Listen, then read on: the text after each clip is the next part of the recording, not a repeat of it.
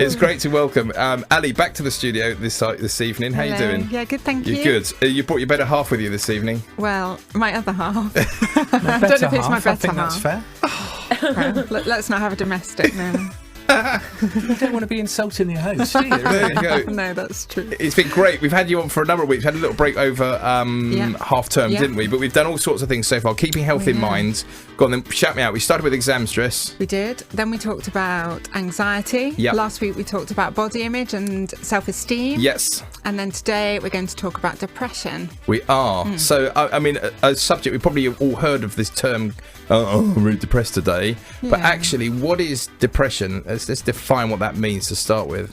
Well, depression is a word, like you say, that we use quite a lot, don't we? So I know I will sometimes say, I feel a bit depressed today, or Yeah. I have friends who say I feel a bit depressed. But actually, being properly diagnosed with depression Yeah.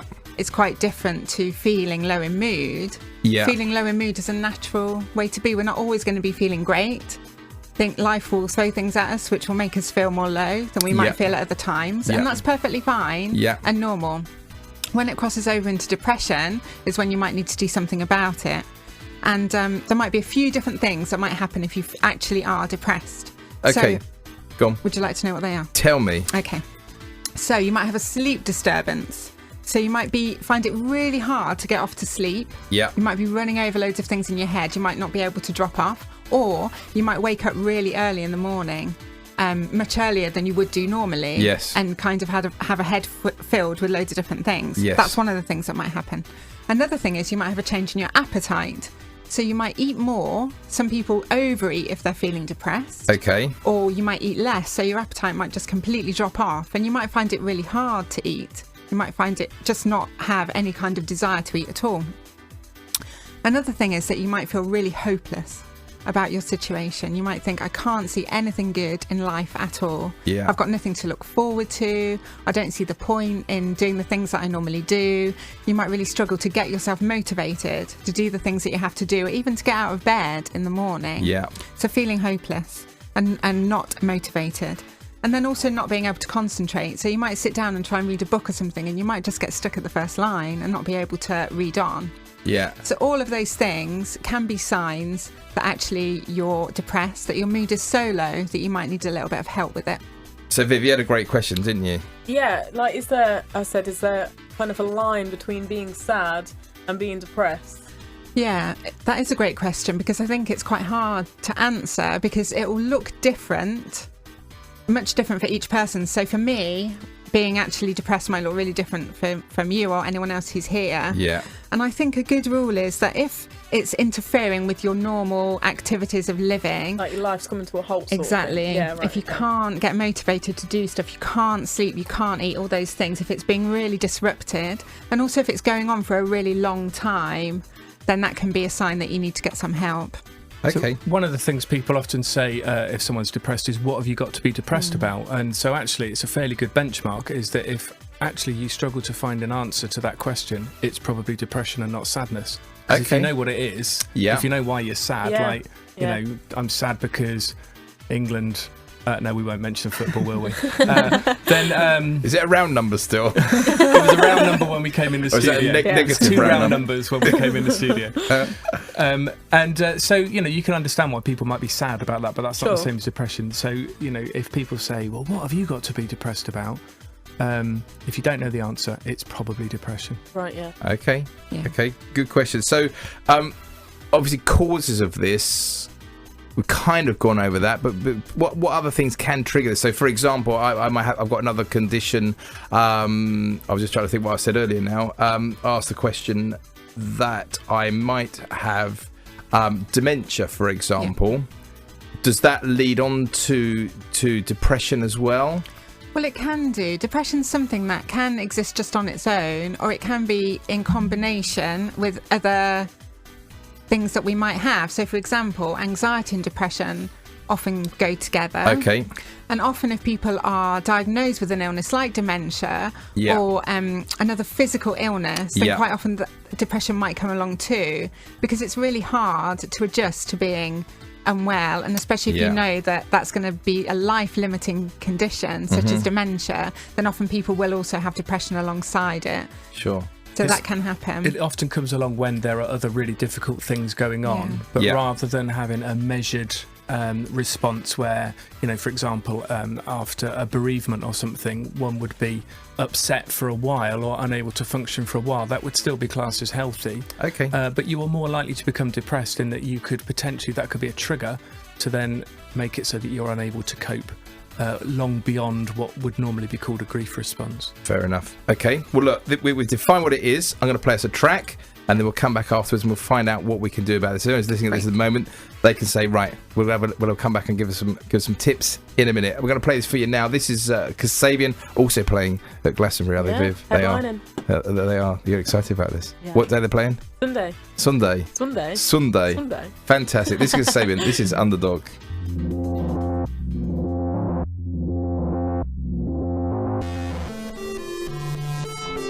Giving Coventry more on 101.5. This is Radio Plus. So that was quite groovy, that, Viv. Yeah. That's quite chilled out, quite relaxed. It is. After the hour. After the hour, 86 minutes to go, and according to the internet, and it's two round numbers at the moment. Costa Rica 0, England 0. Are we surprised? Not at all. Actually, the only person that scored. Are you into the footy? I have been watching. You have been watching. The only person that scored was Rooney. Was it that they were all slating, Yeah. giving him an hard time, and he's the only one that did it? Yeah. Or he did. No, he set one of the other guys up as well. He set up Sturridge, He did. didn't he? So he's done all right for himself, really, then, hasn't he? Yeah. I think they're great. Yeah. You see, I'm all for them. I just don't get it. To me, the England thing, the whole football thing, it's like if I went to work to do my job and I was paid that amount of money and I almost scored a goal. Yeah. Like, could you imagine if I went to work when I almost sent an email? Yeah. You almost preached a sermon. Yeah. I almost That helped that lady happens. across the road. But hey, just give me a nice fat wad of cash, and I don't get it. People are going to line up outside now to kill me because they just. But we're talking about depression. We are. The newspapers had something to say about what you should do if you're depressed about the football. Yep. If people are upset about the football, are they sad or are they depressed? I suppose it depends how long they've been upset for, doesn't it? Their whole lives. Might need to get some And help. right into the future as far as they can see. Yeah, I think an evaluation is needed there. I mean, we are picking up on a serious subject here. We are looking at depression. If someone is listening to this now and they're going, this for them, it's no laughing matter, and they really want to do something about this. Are there firstly, what could they do about that, and how would they get that diagnosed, I suppose, is one of the quick questions. Yeah, so seeing your GP is really important. Okay. If you are finding life really so hard, you know that you're not coping, you're not managing to do the things you need to do, go and see your doctor. I guess most people wouldn't think of that, because you would think of a GP as someone who, I've got the flu, or I need a jab, or Yeah. you need an update on something, or you wouldn't think of a mental illness to actually go to your GP about. Yeah, Yes. and actually GPs they see everything, don't they? But I think you're right. And yeah. I think I wouldn't have thought to do that, though, Yeah. theoretically, if I was... Well, depression is so common. It's the most diagnosed Right. mental health problem, and there is an epidemic of depression in the Western world, and GPs see a lot of it, and they know what to do. They're the first point of call. Okay. They'll know whether they can treat it, whether you need to be referred to have some therapy, so counselling. Sometimes talking about things can be really helpful. They'll know if you need to have some medicine, or if you need to see someone more specialised. Okay. So it just all depends on what your symptoms are, but they are absolutely the most brilliant place to go in the beginning. Okay, so you've gone to your GP. What else could you do? Well, if you're talking about depression, actually, technically, depression, you've used the word diagnosis. It is something that is a diagnosis is something that a doctor defines a set of symptoms that you've had for a period of time, and then they call that a diagnosis. Okay. Until you have been to see that doctor, you can't really be sure whether or not what you have is depression, or whether there's something else going on. There are other things that can cause a lack of concentration, for example, or a sleep disturbance. So, and it's worth, when you see your doctor, if you can take someone with you or take some notes that you've taken over actually what the things are that you're struggling with. So until you've seen that doctor, actually, you can't really assume that you are working with depression. Okay. Interesting, just to pick up on a point that you said there, probably just slipped it in. It's common in the Western world. I mean, is that so? Yeah. And, is this something we've manufactured? Well, do you know, that is such a brilliant question, and I don't know whether it's a contemporary illness because we now live crazy lives under pressure, or whether it's always been around and yet we've only just started talking about it and recognizing it and understanding more about how people's brains work and that there are things that we can do to make it better. So I really don't know whether it's something that's just suddenly come along, right, or whether it's been around for generations. Yeah, indeed. So I suppose a question to ask is where can the church help with something like this?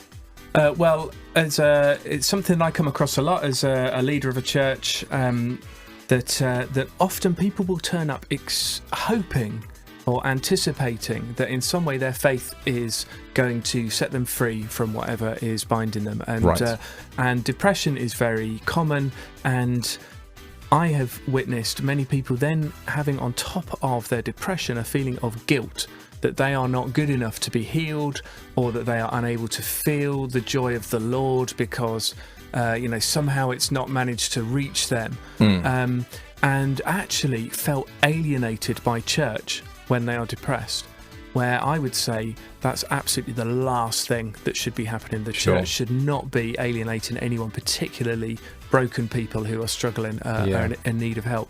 So one thing we can do is just mind our language when it comes to things like, smile, Jesus loves you when someone's depressed. That's really not going to help, is it? So we could just, we can be a little bit more sensitive, take our time in the way that we interact with people. We can offer support in a way that perhaps people who are depressed may not have. If they're struggling to cope with things like looking after themselves, then potentially we can just offer practical support. We can offer relief. So I once had someone come up to me in church. I was stood, it was after a communion service, I was stood right at the front of the building, and someone came up to me and they said, as you were talking, I just felt I needed to come and tell you that I'm actually depressed. I'm treated for depression. I take antidepressant medication, and I've never told anyone before. And with that, she burst into tears because not only was she telling someone for the first time, she was doing it in church, and not only in church, she was saying it at exactly the same place that she would normally receive communion. Right. And it felt really profound. And so it's simple stuff that the church can just be a little bit wise and a bit aware and accepting of people, not put too much pressure on them, turn them away. Great. Thank you for that, Clive. So as far as resources are concerned, I mean, obviously you run a charity called Keeping Health in Mind. We do, and our website is now up. So do go to our website, which is www.keepinghealthinmind.org.uk. Yeah. There's some stuff on there. There are loads of brilliant organisations that help with depression. Can I point out you don't need to say the www. Why bit? not? Because it doesn't exist anymore. You don't need to say it. That's just so last century. Yeah. Okay. Just say it. Keeping Health in Mind. So you heard it here first. No need to say www. I like saying that, though, don't you? I do as well. It makes me feel like it is a proper website and I'm not just randomly saying words. HTTP. It's the word / / www. It's : / actually. Anyway. Don't do the colons. Oh, no, keepinghealthinmind.org.uk. No need for the W's. Yeah. So do have a look on there. Also, an organisation called the Depression Alliance, which are at depressionalliance.org. A brilliant one is the Mental Health Foundation, who surprisingly enough are mental health. Oh yeah, mentalhealth.org.uk and Mind as well too. Yeah, fantastic. We had them in the other week when we were first doing. Yeah, they're brilliant. Fantastic, some great work for there. We're going to try and get your web banner up. I know if anyone's listening to the studio now and the station now and actually wants to. Sorry, my lights are flashing at me in the studio here. I'm like, my time.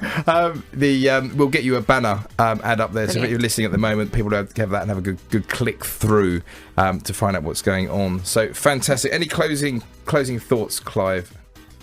Closing thoughts. don't struggle alone. So actually, one of the first line treatment now, if you do get to go and see your doctor, is a talking therapy rather than medicine. Yeah. Talking helps. So do not, if you're thinking you've got depression, talk to someone, whoever it may be. Very good. Well, brilliant. It's great to see you guys in the studio again. We have got one last session next week, which we're going to...